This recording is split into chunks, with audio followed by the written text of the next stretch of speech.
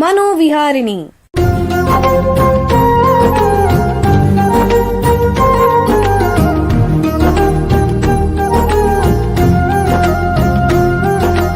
ಬೆಂಗಳೂರಿನ ನಿಮ್ಹಾನ್ಸ್ ವತಿಯಿಂದ ಮಾನಸಿಕ ಆರೋಗ್ಯ ಮತ್ತು ನರವಿಜ್ಞಾನ ಕುರಿತ ಪ್ರಾಯೋಜಿತ ಶಿಕ್ಷಣ ಮಾಲಿಕೆ. ಸಹಯೋಗ ಕರ್ನಾಟಕ ವಿಜ್ಞಾನ ಮತ್ತು ತಂತ್ರಜ್ಞಾನ ಅಕಾಡೆಮಿ, ವಿಜ್ಞಾನ ಮತ್ತು ತಂತ್ರಜ್ಞಾನ ಇಲಾಖೆ, ಕರ್ನಾಟಕ ಸರ್ಕಾರ. ಕೇಳಿ ಮಾನಸಿಕ ಆರೋಗ್ಯ ಮತ್ತು ನರವಿಜ್ಞಾನ ಕುರಿತ ಮಾಲಿಕೆ ಮನೋವಿಹಾರಿಣಿ. ನಮಸ್ಕಾರ ಶ್ರೋತೃಗಳೇ, ನಿಮಗೆಲ್ಲರಿಗೂ ಮನೋವಿಹಾರಿಣಿ ಶಿಕ್ಷಣ ಮಾಲಿಕೆಯ ಈ ಸಂಚಿಕೆಗೆ ಆತ್ಮೀಯ ಸ್ವಾಗತ. ಹಿಂದಿನ ಸಂಚಿಕೆಗಳಲ್ಲಿ ಮಾನಸಿಕ ಆರೋಗ್ಯ ಅಂದ್ರೇನು ಹಾಗೂ ಸ್ತ್ರೀಯರಲ್ಲಿ, ಮಕ್ಕಳಲ್ಲಿ ಮತ್ತು ಹದಿಹರೆಯದವರಲ್ಲಿ ಕಂಡುಬರುವಂತಹ ಮಾನಸಿಕ ಮತ್ತು ನರಮಂಡಲದ ಅಸ್ವಸ್ಥತೆಗಳ ಬಗ್ಗೆ ತಿಳ್ಕೊಂಡ್ವಿ. ಇವತ್ತು ಅದನ್ನು ಮುಂದುವರಿಸ್ತಾ ಇದಕ್ಕೆ ಸಂಬಂಧಿಸಿರುವಂತಹ ಒಂದು ಸಾಮಾಜಿಕ ಸಮಸ್ಯೆ ಬಗ್ಗೆ ತಿಳ್ಕೊಳ್ಳೋಣ. ಪ್ರಸಿದ್ಧ ಗ್ರೀಕ್ ತತ್ವಜ್ಞಾನಿಯೊಬ್ಬರು ಹೇಳಿದ್ದಾರೆ, man is A social animal, ಅಂದರೆ ಮನುಷ್ಯ ಒಬ್ಬ ಸಾಮಾಜಿಕ ಪ್ರಾಣಿ ಅಂತ. ಯಾಕಂದರೆ ಮನುಷ್ಯರು ಗುಂಪುಗಳಲ್ಲಿ, ಒಂದು ಸಮಾಜದಲ್ಲಿ, ಸಮುದಾಯದಲ್ಲಿ ಇರಕ್ಕೆ ಇಷ್ಟಪಡ್ತಾರೆ. ಒಬ್ಬರನ್ನೊಬ್ಬರು ಅವಲಂಬಿಸಿರ್ತಾರೆ. ಸಾಮಾಜಿಕ ಬೆಂಬಲ ಅನ್ನೋ ವ್ಯವಸ್ಥೆನ ಕಟ್ಕೋತಾರೆ. ಇದು ಜೀವನಕ್ಕೆ ಬಹಳ ಉಪಯುಕ್ತ ಅನಿಸಿದ್ರು ಇದರ ಒಂದು ಕರಾಳ ಮುಖ ಕೂಡ ಇದೆ. ಅದೇನೆಂದ್ರೆ, ಒಬ್ಬ ವ್ಯಕ್ತಿ ಏನು ಮಾಡ್ತಾನೆ, ಹೇಗಿರ್ತಾನೆ ಅನ್ನೋದ್ರ ಬಗ್ಗೆ ಸಮಾಜದ ಪ್ರಭಾವ ಇರುತ್ತೆ. ನಾವೇನೇ ಮಾಡಿದ್ರು ಬೇರೆಯವ್ರು ಏನು ಅನ್ಕೋತಾರೋ ಅನ್ನೋ ಭಾವನೆಯಲ್ಲೇ ಇರ್ತೀವಿ. ನಮ್ಮ ಆರ್ಥಿಕ ಸ್ಥಿತಿಯಲ್ಲಿ ಏರ್ಪೇರಾದರೆ, ನಮ್ಮ ವೈಯಕ್ತಿಕ ಅಥವಾ ಕೌಟುಂಬಿಕ ಜೀವನದಲ್ಲಿ ವ್ಯತ್ಯಾಸಗಳಾದರೆ ಅದರ ಬಗ್ಗೆ ಸಮಾಜದ ಟೀಕೆ ಟಿಪ್ಪಣಿಗಳ ಬಗ್ಗೆ ಜನ ಹೆದರ್ತಾರೆ. ಹಲವು ಬಾರಿ ಜನ ಇದಕ್ಕೆ ಅಂಜಿ ತಮ್ಮ ಜೀವನನ ಮುಕ್ತವಾಗಿ ಸಾಗಿಸಕ್ಕೆ ಹೆದರ್ತಾರೆ. ಯಾಕೆ ಈ ರೀತಿ ಹೇಳ್ತಿದ್ದೀನಿ ಅಂದರೆ, ಒಂದು ಕುಟುಂಬದಲ್ಲಿ ಯಾರಿಗಾದರೂ ಮಾನಸಿಕ ಸಮಸ್ಯೆ ಇದ್ದರೆ ಅದರ ಪರಿಹಾರದ ಬಗ್ಗೆ ಯೋಚಿಸೋ ಜನ ಇದರ ಬಗ್ಗೆ ಅಕ್ಕಪಕ್ಕದವ್ರು ಗೊತ್ತಾದರೆ ನಮ್ಮ ಮರ್ಯಾದೆ ಏನಾಗುತ್ತೆ, ಯಾವ ರೀತಿ ಅವರು ಟೀಕೆ ಮಾಡ್ತಾರೆ ಅನ್ನೋದ್ರ ಬಗ್ಗೆನೇ ಹೆಚ್ಚಿಗೆ ಚಿಂತೆ ಮಾಡ್ತಿರ್ತಾರೆ. ನಮ್ಮ ಮಗನ್ನ ಅಥವಾ ಮಗಳನ್ನ ಮಾನಸಿಕ ಆಸ್ಪತ್ರೆಗೆ ಕರ್ಕೊಂಡು ಹೋದರೆ ಅದು ಜನಕ್ಕೆ ಗೊತ್ತಾದರೆ ಗತಿ ಏನು, ಒಳ್ಳೆ ಕಡೆ ಕೆಲಸ ಸಿಗದೆ ಇರ್ಬೋದು, ಮದುವೆ ಆಗದೆ ಇರ್ಬೋದು, ಅವರ ಹೆಸರು ಭವಿಷ್ಯ ಹಾಳಾಗಬಹುದು ಅನ್ನೋ ಭಯ, ಗೊಂದಲನೇ ಹೆಚ್ಚಾಗುತ್ತೆ. ಸಮಾಜ ಜನರಿಗೆ ಬೆಂಬಲದ ಸಾಧನವಾಗದೆ ತಾರತಮ್ಯದ ದೃಷ್ಟಿಯಿಂದ ನೋಡಿದಾಗ ಅದನ್ನು ಎದುರಿಸೋದು ಕೂಡ ಎಲ್ಲರಿಗೂ ಒಂದು ಸವಾಲೆ. ಇದು ಕೇವಲ ನಮ್ಮ ದೇಶದಲ್ಲಿ ಮಾತ್ರವಲ್ಲ, ಎಲ್ಲ ದೇಶಗಳಲ್ಲೂ ಇರುವಂತಹ ಸಮಸ್ಯೆ. ಮಾನಸಿಕ ಆರೋಗ್ಯ ಮತ್ತು ಅಸ್ವಸ್ಥತೆಗಳ ಬಗ್ಗೆ ಸಮಾಜದಲ್ಲಿ ತುಂಬಿರುವಂತಹ ಕಳಂಕ ಭಾವನೆ ಮತ್ತು ಅದರ ಪರಿಹಾರದ ಬಗ್ಗೆ ನಮಗೆ ಹೆಚ್ಚಿನ ಮಾಹಿತಿ ಕೊಡಕ್ಕೆ ನಿಮ್ಹಾನ್ಸ್ನ ಮಾನಸಿಕ ಆರೋಗ್ಯ ಶಿಕ್ಷಣ ವಿಭಾಗದ ಮುಖ್ಯಸ್ಥರಾಗಿ ಸೇವೆ ಸಲ್ಲಿಸ್ತಾ ಇರೋ ತಜ್ಞರು, ಅಧ್ಯಾಪಕರಾದ ಡಾಕ್ಟರ್ KS ಮೀನಾ ಅವರು ಬಂದಿದ್ದಾರೆ. ಅವರನ್ನು ಸ್ವಾಗತಿಸೋಣ. ನಮಸ್ಕಾರ ಡಾಕ್ಟರ್ ಮೀನಾ ಅವರೇ. ನಮಸ್ಕಾರ ಸರ್. ನಿಮಗೆ ಈ ಕಾರ್ಯಕ್ರಮಕ್ಕೆ ಸ್ವಾಗತ. ಡಾಕ್ಟರ್ ಮೀನಾ ಅವರೇ, ನಿಮಗೆ ಮೊದಲನೇ ಪ್ರಶ್ನೆ ಏನಂದ್ರೆ, ಈ ಸಾಮಾಜಿಕ ಕಳಂಕ ಅನ್ನೋದು ಸಾಧಾರಣವಾಗಿ ಮಾನಸಿಕ ಆರೋಗ್ಯ ಮತ್ತು ಅಸ್ವಸ್ಥತೆಗಳೊಂದಿಗೇನೇ ಹೆಚ್ಚಾಗಿ ಯಾಕಿರುತ್ತೆ? ಇದರಿಂದ ರೋಗಿಗಳ ಮೇಲೆ ಯಾವ ರೀತಿ ಪರಿಣಾಮ ಉಂಟಾಗುತ್ತೆ, ದಯವಿಟ್ಟು ತಿಳಿಸ್ಕೊಡಿ. Thank you sir. ನೀವು ಈ ಕ್ವಶನ್ ತುಂಬಾನೇ ಇಂಪಾರ್ಟೆಂಟ್. ಇದನ್ನ ನಾವು ಅಡ್ರೆಸ್ ಮಾಡಲೇಬೇಕು. ಯಾಕಂದ್ರೆ ನಾವು ನೋಡ್ತಾ ಇದ್ದೀವಿ ಸಾಕಷ್ಟು ವರ್ಷಗಳಿಂದ ಮೆಂಟಲ್ ಹೆಲ್ತ್ ಕಂಡೀಷನ್ಸ್ ಇದರಲ್ಲಿ ತುಂಬಾನೇ ಸಾಕಷ್ಟು ಒಂದು ಸ್ಟಿಗ್ಮಾ, ಒಂದು ಕಳಂಕ ತುಂಬಾನೇ ಇದೆ. ಈ ಕಳಂಕ ಏನಕ್ಕಿರ್ಬೋದು ಅಂದ್ರೆ, ಇದು ಒಂದು ಜನರಲ್ಲಿ ಒಂದು, ಇಲ್ಲ ನಮ್ಮ ಸೊಸೈಟಿನಲ್ಲಿ ಒಂದು ಹುಟ್ಟ ಬೆಳೆದಿರೋ ಒಂದು ಮಿಸ್ಕನ್ಸೆಪ್ಷನ್ಸ್ ಇರ್ಬೋದು, ಮೂಢನಂಬಿಕೆಗಳು, ಇಲ್ಲ ಒಂದು ನಮ್ ಕಲ್ಚರ್ ಅಂತ ನಾವೇನ್ ಹೇಳ್ತೀವಿ ಅದರದೊಂದು ಬಿಲೀಫ್ಸ್ ಇರ್ಬೋದು ಈ ಕಂಡೀಷನ್ಸ್ ಬಗ್ಗೆ. ಮತ್ತೆ ಅವೇರ್ನೆಸ್ ಇಲ್ಲ ಅಷ್ಟು ಜನರಿಗೆ, ಹೌದು. ಈಗ ಫಿಸಿಕಲ್ ಇಲ್ನೆಸ್ ನೋಡಿದ್ರೆ ಜನರಿಗೆ ಸಾಕಷ್ಟು ಅರಿವಿದೆ, ನಾಲೆಡ್ಜ್ ಇದೆ. ಡಯಾಬಿಟಿಸ್ ಏನಕ್ಕಾಗತ್ತೆ, ಇಲ್ಲ ಹಾರ್ಟ್ ಕಂಡೀಷನ್ ಏನಕ್ಕಾಗತ್ತೆ ಅಂತ ತುಂಬಾ ಇದೆ. ಬಟ್ ಮೆಂಟಲ್ ಹೆಲ್ತ್ ಕಂಡೀಷನ್ಸ್ ತುಂಬಾನೇ ಮಿಸ್ಅಂಡರ್ಸ್ಟುಡ್ ಆಗಿದೆ. ಜನರು ಒಂದು ಭಯ ಬೀಳ್ತಾರೆ ಅದ್ರ ಬಗ್ಗೆ, ಎಲ್ಲ ತುಂಬಾ ನಾಲೆಡ್ಜ್ ತುಂಬಾನೇ ಕಮ್ಮಿ ಇದೆ. ಸೊ ಆಮೇಲೆ ಏನ್ ಅನ್ಕೋತಾರೆ ಅಂದ್ರೆ, ಓಕೆ ಇದೇನೋ ಒಂದು ವೀಕ್ನೆಸ್ ಆ ಮನುಷ್ಯನಲ್ಲಿ ಇರ್ಬೋದು, ಇಲ್ಲ ಹೌದು, ಇಲ್ಲ ಅವ್ರಿಗೇನೋ ಒಂದು ದೆವ್ವ ಹಿಡ್ದಿರ್ಬೋದು, ದೆವ್ವ ಭೂತ ಹಿಡ್ದಿರ್ಬೋದು, ಇಲ್ಲ ಏನೋ ಹೋದ ಜನ್ಮದಲ್ಲಿ ಏನೋ ಅವರು ತಪ್ಪು ಮಾಡಿದ್ದಾರೆ, ಅದರಿಂದ ಈ ತರ ಇವ್ರಿಗೆ ತೊಂದರೆ ಆಗ್ತಾ ಇದೆ, ಹೌದು, ಆ ತರ ಒಂದು ಅನ್ಸ್ತಾ ಇದೆ. ಸೊ ಇದರಿಂದ ಏನಾಗ್ತಾ ಇದೆ ಅಂದ್ರೆ, ಸಾಕಷ್ಟು ಜನರು ಇಲ್ಲ ಸೊಸೈಟಿ ಅವ್ರನ್ನ ತುಂಬಾ ಜಡ್ಜ್ಮೆಂಟ್ ದೃಷ್ಟಿನಲ್ಲಿ ನೋಡ್ತಾರೆ, ಜಡ್ಜ್ ಮಾಡ್ತಾರೆ. ಆಮೇಲೆ ಅವ್ರನ್ನ ಯಾವ್ದಕ್ಕೂ ಸೇರ್ಸಲ್ಲ. ಆಮೇಲೆ ಈಗ ಫಾರ್ ಎಕ್ಸಾಂಪಲ್ ಒಂದು ಅವ್ರಿಗೆ ತೊಂದರೆ ಇದ್ರೆ ಒಂದು ಕೆಲಸ ಸಿಗದೆ ಇರ್ಬೋದು. ಸೊ ಏನಾಗತ್ತೆ, ಇದೆಲ್ಲ ಆದಾಗ ಏನಾಗತ್ತೆ ಅಂದ್ರೆ, ಆ ಮನುಷ್ಯನ್ಗೆ ಅವ್ರ ಕಷ್ಟಗಳನ್ನ ಹೇಳ್ಕೊಳ್ಳೋದಕ್ಕೆ ತುಂಬಾನೇ ಕಷ್ಟ ಆಗತ್ತೆ. ಆಮೇಲೆ ಈ ಕಳಂಕದಿಂದ ತುಂಬಾನೇ ಎಫೆಕ್ಟ್ಸ್ ನಾವು ನೋಡಿದೀವಿ. ಅದು ಒಂದು ಈಗ ಸೊಸೈಟಿ ದೃಷ್ಟಿಯಿಂದ ನೋಡಿದ್ರೆ ಅವರಲ್ಲಿ ಜನರಲ್ಲಿ ಅವ್ರಿಗೊಂದು ಭಯ ಇದಾಗತ್ತೆ. ಓಕೆ, ಇವ್ರಿಗೊಂದು ಮಾನಸಿಕ ತೊಂದರೆ ಇದೆ, ಇವರೇನೋ ಮೋಸ್ಟ್ಲಿ ತುಂಬಾ ವೈಲೆಂಟ್ ಆಗ್ತಾರೆ, ಇಲ್ಲ ನಮ್ಮನ್ನ ಹೊಡಿಬಹುದು, ಹೌದು, ಇಲ್ಲ ಅವ್ರಿಗಿರೋ ತೊಂದರೆ ನಮಗೆ ಅಂಟ್ಕೊಳ್ಳುತ್ತೆ ಅಂತ ಇರ್ಬೋದು ಅಂತ ಅವರಲ್ಲಿ ಒಂದು ದೃಷ್ಟಿ ಇದೆ. ಆಮೇಲೆ ಇನ್ನೊಂದು ಇದೇನಂದ್ರೆ, ಯಾರದನ್ನ ಅನುಭವಿಸ್ತಾ ಇದ್ದಾರೆ, ಆ ಪೇಷಂಟ್ ಅವರು ಆ ತೊಂದರೆ ಅನುಭವಿಸುವಾಗ ಅವ್ರಿಗೆ ನಾವು ಎರಡ್ ತರ ನಾವು ಕಳಂಕ ನೋಡ್ತೀವಿ. ಒಂದು ಅವರಲ್ಲೇ ಒಂದು ಒಳಗಿರೋ ಕಳಂಕ, ಒಂದು ಸಮಾಜದಿಂದ ಅವ್ರಿಗೆ ಒಂದು ಕಳಂಕ ಬರ್ತಾ ಇರೋದು. ಅವರಲ್ಲೇ ಇರುತ್ತೆ ಈ ಬಗ್ಗೆ ಒಂದು ರೀತಿ ಕಳಂಕ, ಅದಲ್ದೇನೆ ಸಮಾಜದವರು ಅದ್ರ ಮೇಲೆ ಹೇರುವಂತಹ. ಅವರಲ್ಲಿ ಏನಂದ್ರೆ, ಅಯ್ಯೋ ನಾನು ಹೇಳ್ಕೊಂಡ್ರೆ ಏನಪ್ಪಾ ಇದು, ನನ್ಗೆ ಜನ ಒಂಥರ ನೋಡ್ಬೋದು, ಇಲ್ಲ ನನ್ಗೆ ನಮ್ ತಂದೆ ತಾಯಿ ಮೇಲೆ ಏನಾದ್ರೆ ಅವ್ರಿಗೆ ನನ್ಗೆ ಸಪೋರ್ಟ್ ಮಾಡ್ತಾರ, ನಾನು ಹೇಳ್ಕೊಂಡ್ರೆ ಅರ್ಥ ಮಾಡ್ಕೋತಾರ, ಇಲ್ಲ ನಾನು ಈ ತರ ಮಾತಾಡಿದ್ರೆ ನನ್ಗೆ ಈ ತರ ಸಂಕಟ ಆಗ್ತಾ ಇದೆ, ಇಲ್ಲ ನನ್ಗೆ ತೊಂದರೆ ಆಗ್ತಾ ಇದೆ, ನನ್ಗೇನೋ ಒಂಥರ ಅನುಮಾನ ಆಗ್ತಾ ಇದೆ ಅಂದ್ರೆ ನನ್ನನ್ನು ಯಾವ ತರ ದೃಷ್ಟಿನಲ್ಲಿ ನೋಡ್ಬೋದು ಅಂತ ಅವರಲ್ಲಿ ಒಂದು ಇದಿರತ್ತೆ. ಆಗ ನಾವು ನೋಡಿದ್ರೆ ಆಕ್ಚುಲಿ ಎಷ್ಟೋ ಹಲವಾರು ತೊಂದರೆಗಳಿದೆ, ಮಾನಸಿಕ ತೊಂದರೆಗಳಿದೆ. ಸೊ ಡಿಪ್ರೆಷನ್ ಅಂತ ಹೇಳ್ತೀವಿ, ಆಂಗ್ಸೈಟಿ ಅಂತೀವಿ, ಬೈಪೋಲಾರ್ ಡಿಸಾರ್ಡರ್ ಅಂತೀವಿ. ಇದೆಲ್ಲ ಆಕ್ಚುಲಿ ಸರಿಯಾದ ಟೈಮ್ನಲ್ಲಿ ಟ್ರೀಟ್ಮೆಂಟ್ ತಗೊಂಡ್ರೆ ತುಂಬಾನೇ ಚೆನ್ನಾಗಿ ಆ ಮನುಷ್ಯ ಚೆನ್ನಾಗ್ ಆಗ್ತಾರೆ. ಬಟ್ ಈ ಕಳಂಕದಿಂದ ಅವ್ರು ಏನಂದ್ರೆ ಡಾಕ್ಟರ್ ಹತ್ರ ಬಂದ್ ಮಾತಾಡ್ಲಿಕ್ಕೆ ಎಲ್ಲ ಸ್ವಲ್ಪ ಹಿಂದೆ ಇದಾಗ್ತಾರೆ. ಅದರಿಂದ ಕರೆಕ್ಟ್ ಡಯಾಗ್ನೋಸಿಸ್ ಆಗಲ್ಲ, ಮತ್ತೆ ಟ್ರೀಟ್ಮೆಂಟ್ ತುಂಬಾ ಲೇಟ್ ಆಗತ್ತೆ. ಸೊ ಇದೊಂದು ನಾನು ಏನ್ ಹೇಳಕ್ ಪಡ್ತೀನಿ ಅಂದ್ರೆ, ಇಷ್ಟ ಕಳಂಕದಿಂದ ಅವ್ರಿಗೆ ಸಾಕಷ್ಟು ತೊಂದರೆಗಳಾಗತ್ತೆ. ಒಂದು ತುಂಬಾ ಡಯಾಗ್ನೋಸಿಸ್ ಡಿಲೇ ಆಗತ್ತೆ, ಟ್ರೀಟ್ಮೆಂಟ್ ಸಿಕ್ಕಲ್ಲ, ಸರಿಯಾಗಿ ಕೆಲಸಗಳು ಸಿಗದೆ ಇರ್ಬೋದು, ಯಾರು ಅವ್ರಿಗೆ ಸಪೋರ್ಟ್ ಸಿಸ್ಟಮ್ ಸರಿಯಾಗಿರಲ್ಲ, ಈ ತರ ಹಲವಾರು ತೊಂದರೆಗಳಾಗತ್ತೆ. ಉಪಯುಕ್ತ ಮಾಹಿತಿ ನೀಡಿದ್ದೀರಾ. ಈಗ ಒಂದು ಸಣ್ಣ ವಿರಾಮ ತಗೊಳ್ಳೋಣ. ನಂತರ ಮಾನಸಿಕ ಆರೋಗ್ಯ ಮತ್ತು ಅಸ್ವಸ್ಥತೆಗಳ ಬಗ್ಗೆ, ಸಮಾಜದಲ್ಲಿ ತುಂಬಿರುವಂತಹ ಕಳಂಕ ಭಾವನೆ ಮತ್ತು ಅದರ ಪರಿಹಾರದ ಬಗ್ಗೆ ಚರ್ಚೆಯನ್ನು ಮುಂದುವರಿಸೋಣ. ಬೆಂಗಳೂರಿನ ನಿಮ್ಹಾನ್ಸ್ ಮಾನಸಿಕ ಆರೋಗ್ಯ ಮತ್ತು ನರವಿಜ್ಞಾನ ಕ್ಷೇತ್ರದಲ್ಲಿ ಹೆಸರುವಾಸಿ. ಶ್ರೇಷ್ಠ ಗುಣಮಟ್ಟದ ಔಷಧೋಪಚಾರ, ಸಂಶೋಧನೆ ಮತ್ತು ತರಬೇತಿ ಇವೇ ನಿಮ್ಹಾನ್ಸ್ನ ಪ್ರಮುಖ ಧ್ಯೇಯಗಳು. ದೇಶದ ವಿವಿಧ ಭಾಗಗಳಿಂದ ಬರುವ ಲಕ್ಷಾಂತರ ಜನರಿಗೆ ಚಿಕಿತ್ಸೆ ನೀಡುವ ನಿಮ್ಹಾನ್ಸ್ಗೆ ರಾಷ್ಟ್ರೀಯ ಪ್ರಾಮುಖ್ಯತಾ ಸಂಸ್ಥೆ ಎಂಬ ಗೌರವ.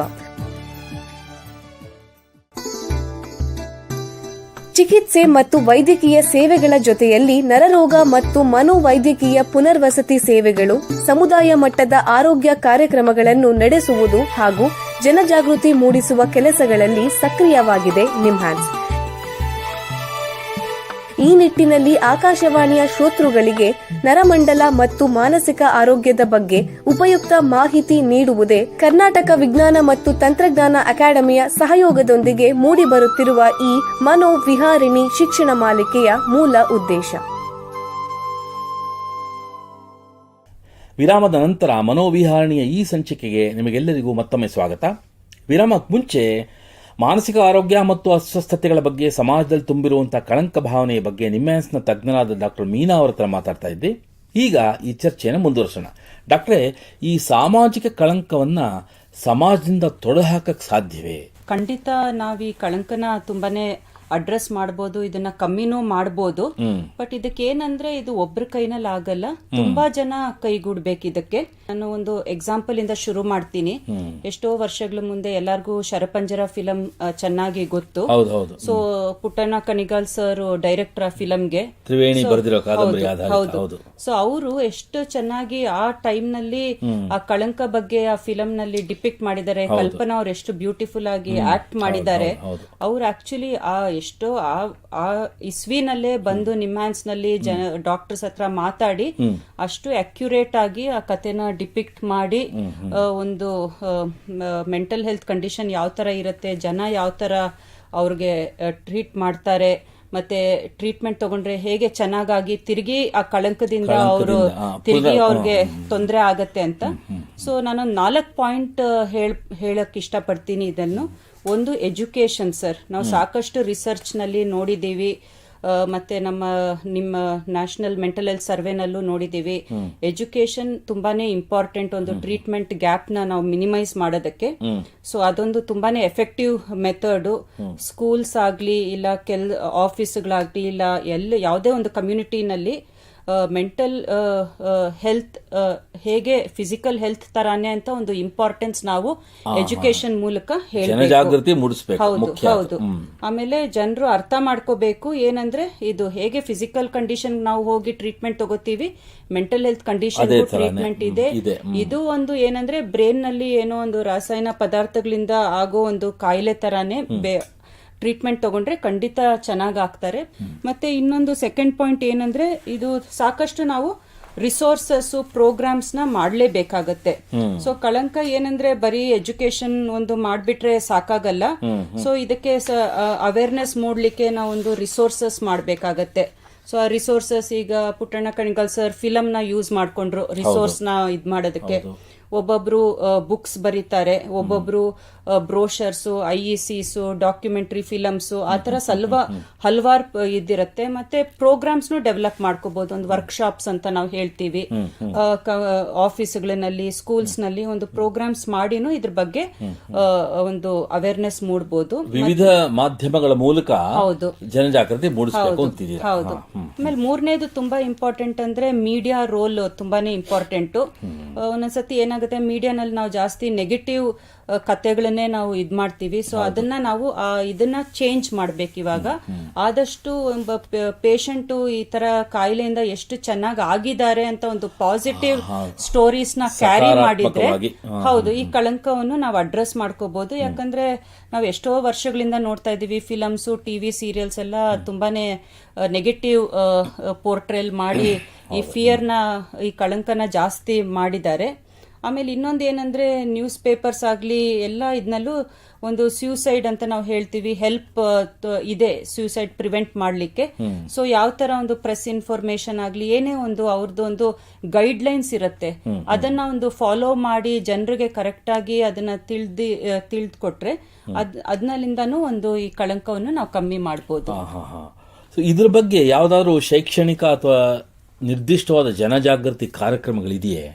ಸಾಕಷ್ಟು ಇದೆ ಸರ್. ಎಷ್ಟೋ ಇನ್ಸ್ಟಿಟ್ಯೂಟ್ಸ್ ಈ ತರ ತುಂಬಾನೇ ಕೆಲಸಗಳು ಮಾಡ್ತಾ ಇದ್ದಾರೆ.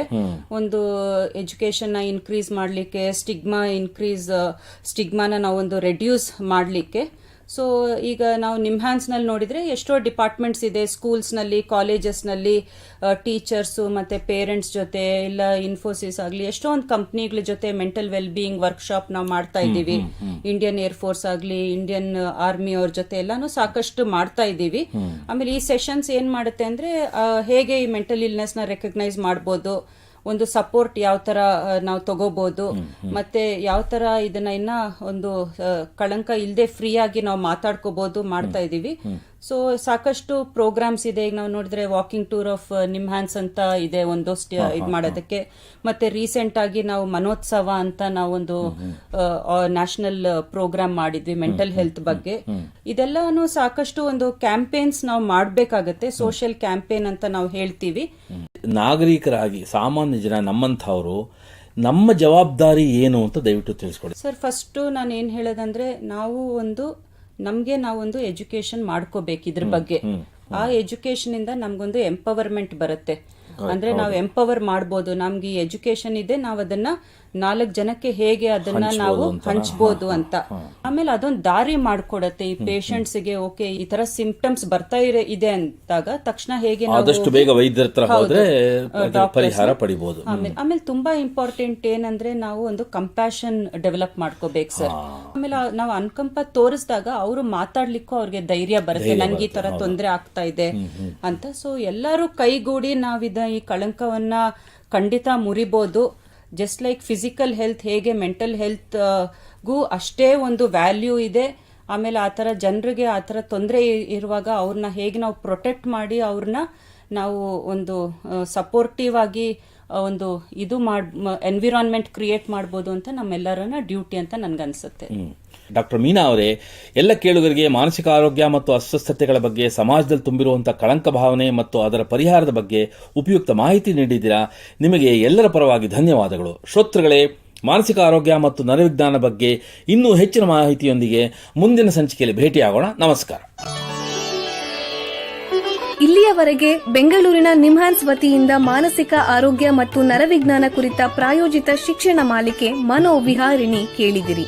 ಸಹಯೋಗ ಕರ್ನಾಟಕ ವಿಜ್ಞಾನ ಮತ್ತು ತಂತ್ರಜ್ಞಾನ ಅಕಾಡೆಮಿ, ವಿಜ್ಞಾನ ಮತ್ತು ತಂತ್ರಜ್ಞಾನ ಇಲಾಖೆ, ಕರ್ನಾಟಕ ಸರ್ಕಾರ. ನೆರವು ಮಾನಸಿಕ ಆರೋಗ್ಯ ಶಿಕ್ಷಣ ವಿಭಾಗ, ನಿಮ್ಹಾನ್ಸ್ ಹಾಗೂ ನಿವೇದಿತಾ BS, ನಿಮ್ಹಾನ್ಸ್. ಸಂಗೀತ ಸಂಯೋಜನೆ ಕೆ. ಕಲ್ಯಾಣ್. ಪರಿಕಲ್ಪನೆ, ನಿರೂಪಣೆ ಮತ್ತು ನಿರ್ಮಾಣ ಡಾಕ್ಟರ್ MM ಶ್ರೀನಿವಾಸ್ ಭರತ್, ನಿಮ್ಹಾನ್ಸ್. ನಿಮ್ಮ ಸಂದೇಶಗಳನ್ನು ಕಳಿಸಬೇಕಾದ ದೂರವಾಣಿ ಸಂಖ್ಯೆ 7899105524. 7899105524. ವಾಟ್ಸ್ಆಪ್ ಸಂದೇಶಗಳು ಮಾತ್ರ. ಈ ಕಾರ್ಯಕ್ರಮದ ಮುಂದಿನ ಸಂಚಿಕೆ ಮುಂದಿನ ವಾರ ಇದೇ ಸಮಯಕ್ಕೆ ಮನೋವಿಹಾರಿಣಿ ಮಾಲಿಕೆಯಲ್ಲಿ.